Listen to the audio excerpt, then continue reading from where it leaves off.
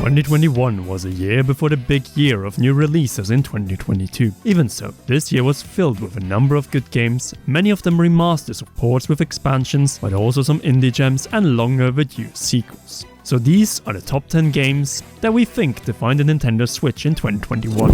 Number 10. New Pokemon Snap. It is hard to believe that we got a new version of Snap in 2021. With no release since the original on the N64, for longest of time that seemed like an impossible pipe dream, as there were systems that seemed tailor-made for the concept. So in a case of better late than never, the sequel brought a host of features that gave it a lot more longevity. Naturally, more Pokemon is a given, but it goes far beyond that.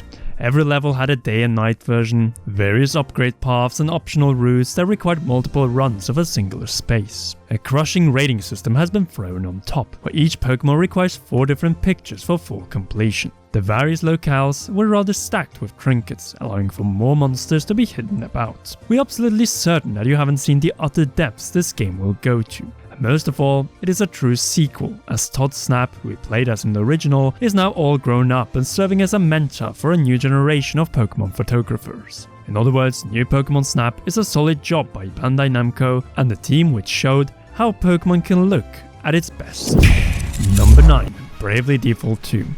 Square Enix noticed the light all the way back in 2013. As with the original Bravely Default, the classic turn-based role-playing game returned big in the mind of the company. So with the third game in the series, Bravely Default 2, Square Enix decided on a new cast of characters and a world that is fundamentally different from what came before. The result is a story that features a lovable cast of characters. We particularly like Seth, a protagonist that comes from a different realm and is as clueless as we are.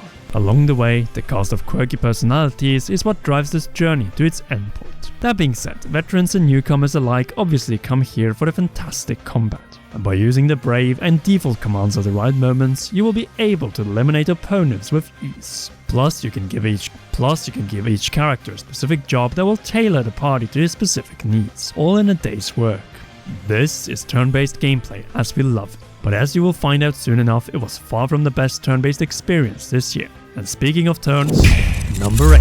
Mario Party Superstars. Mario Party has finally come home. After the Nintendo GameCube days, the series went in more and more different directions, until it hit rock bottom with the awful Mario Party 10 on the Wii U. Luckily, ND finally saw the light with Super Mario Party and got rid of the gimmicks entirely for Mario Party Superstars, as they finally gave us what we wanted. A best of Mario Party compilation that is actually good.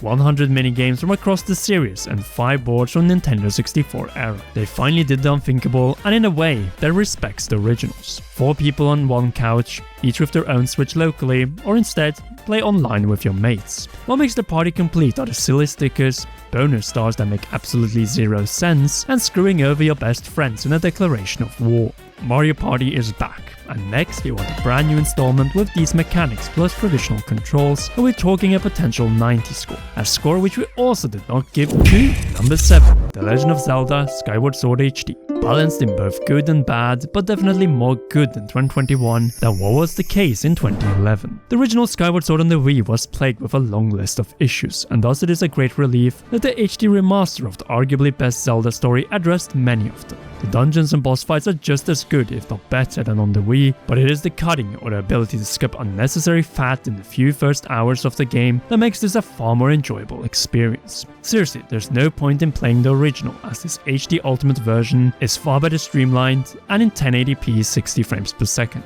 the first Zelda game ever to reach this magical milestone. All while granting those who hate motion controls an option to only play with buttons and bring one of the longest Zelda quests with you on the go. Motion fans have also been rewarded with the most comfortable dual analog camera controls, which are no doubt a game changer for this title. But even with all these changes, this game has many flaws, hence why it isn't higher on the list. Number 6. Eastwood.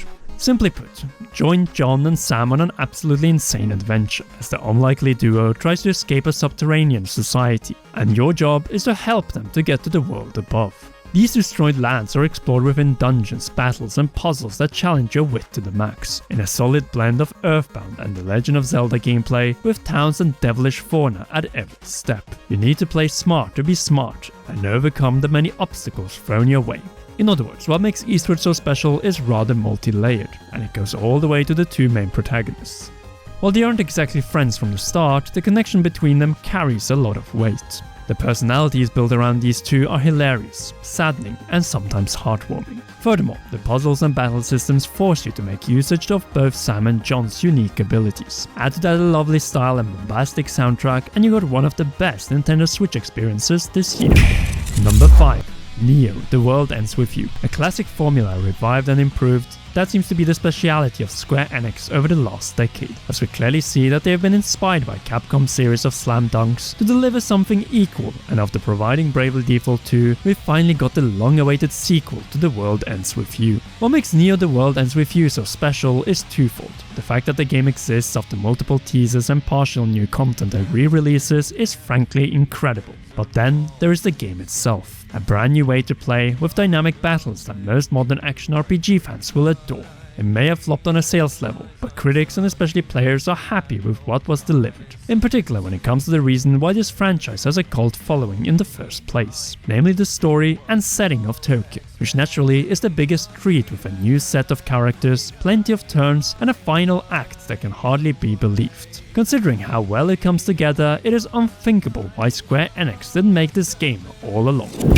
Number 4. Shin Megami Tensei 5. Atlus delivered the goods as promised in 2017, as Shin Megami Tensei 5 is a hardcore and full of thrills experience, and that goes both for newcomers as well as long-term veterans. It is about experiencing an alternate version of Tokyo, which has been completely ravaged after a war between angels and demons. A mysterious and dangerous journey that tests your judgment and most of all skills, as this is no doubt a challenging experience in every way you turn it. As you make your way to born locales, you either have to befriend or destroy creatures in turn-based battles. And unsurprisingly, a big battle system with a slew of elemental challenges awaits our hero.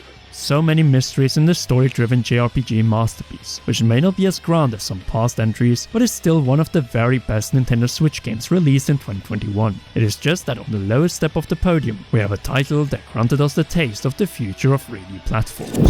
3D World makes a grand entrance onto the Nintendo Switch. With a vast array of improvement, including game speed and online multiplayer, this version is the ultimate way to play, both for returning players as well as those who never owned their Wii U to begin with. But we all know that Super Mario 3D World is one of the strongest Mario entries. It is just that even it pales in comparison to its expanded brand new adventure. One that may seem to just be an add-on, but is so much more than just an expansion, Bowser's Fury. The closest we have been to an open world Mario game where everything is connected and nothing feels separated. Like seriously, the gameplay and world design of Bowser's Fury can be considered to be better or more precise in evolution of the formula found in Super Mario Odyssey, excluding the captures naturally. The structure shows how ambitious the 6-hour adventure is. Fury Bowser has taken over Lake Lapcat, and Mario needs to travel with Bowser Jr. to 3 big areas to collect cat shines. And with every new cat shine in your possession, you will be able to make a bigger stand. Literally, you will turn into a gigantic cat Mario and fight kaiju style until there's just one left standing. It doesn't become more epic than that. Now before we get over to the rather obvious best 4 brand new games on Nintendo Switch in 2021, let's get over a few honorable mentions which slightly missed the mark to claim a spot in this top 10. Pokemon Brilliant Diamond and Shining Pearl, No More Heroes 3, Mario Golf Super Rush.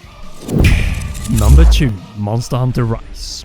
The most impressive thing with Rise is that it comes in a year with stellar hits for Capcom. In addition to this title, we also had the excellent Monster Hunter Stories 2 and the great Ace Attorney Chronicles on the Nintendo Switch, which are awesome honorable mentions on this list. And when we go beyond the Nintendo Switch, we also find the brilliant Resident Evil 8 Village. If that isn't enough praise for Capcom in 2021, Monster Hunter Rise is one of the finest things released on Nintendo Switch this year. From the stellar mission structure to multiple weapon improvements, it makes Rise far easier to pick up and play than past Monster Hunt games. Since what this game does better than many others in the franchise of the past, in its purest form, is setup and presentation. This is by far one of the prettiest titles available on Nintendo Switch. The main hub, which is very inspired by the Japanese towns of old, feels like a very breathable world that is welcoming. Add to that the various locales that the monsters reside in. Oh, and don't get us even started about the monsters. Then you have the amazing gameplay which drives every Monster Hunter title and is very much alive with Rise. The Palamute, the rideable dog, ranks high as one of our favorites in the game. The swiftness of the Papa, and then using the wire bug to raise yourself to higher ground or for that extra edge both in traversal and combat, is absolutely incredible. The fact that they have every weapon viable in battle just adds to the overall experience and joy.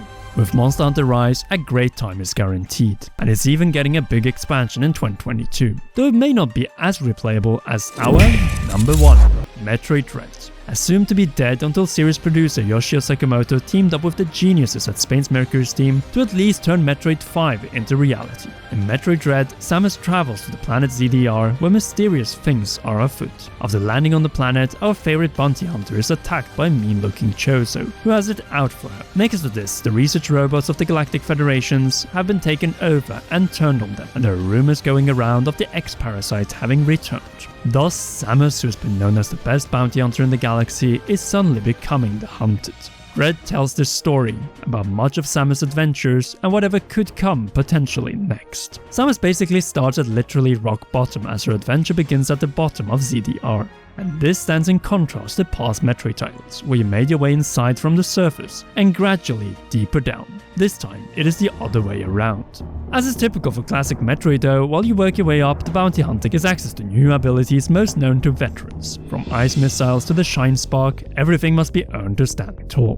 Samus is also far more flexible than in past games, as the player can partake in some parkour, slide beneath walls and even use a deadly counter. And you will need these options to take on the many bosses, stressful enemies and crazy gaps in the landscape, as this game is not for the faint of heart. But that is also exactly what we've desired from Nintendo's space horror.